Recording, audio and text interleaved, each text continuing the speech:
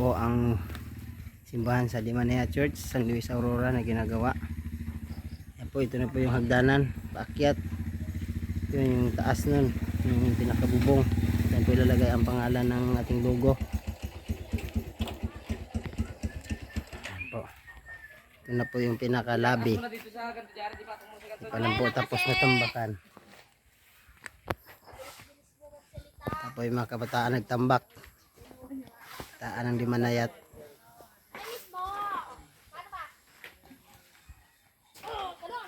Pero hindi po yun sila mga Adventist.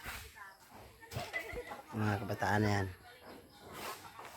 Tambak sila dito sa lobby ng simbahan.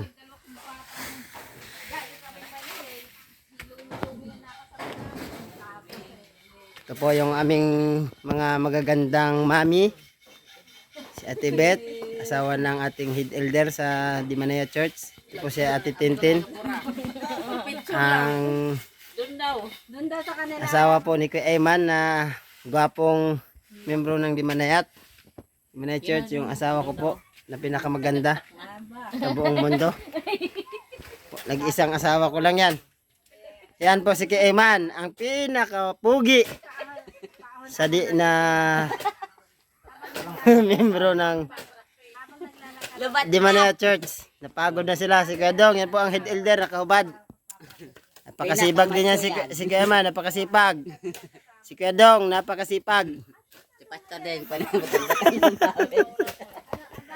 Nagtatambak, naghakot ng lupa para itambak doon sa labi ng simbahan na ginagawa. Napagod na si Kuya Eman. Yan. Ayan o. Sipag ni Kuya Dong at ni Kuya Eman. Yan po si Kuya Dong ang ating head elder dito sa Dimanea Church. Si Kuya Eman naman ang ating pinakamasipag na assistant ni Kuya Dong. Baliwala ang hirap. Assistant ni Elder Dong, si Kuya Eman. Pulang-pula yan si Kuya Eman. Buhay na buhay, ang dugo. Galit na ito sa paghahatak ng lupa. Kanina pa yung naghagot ng lupa. Ipo. No, Kuya Eman.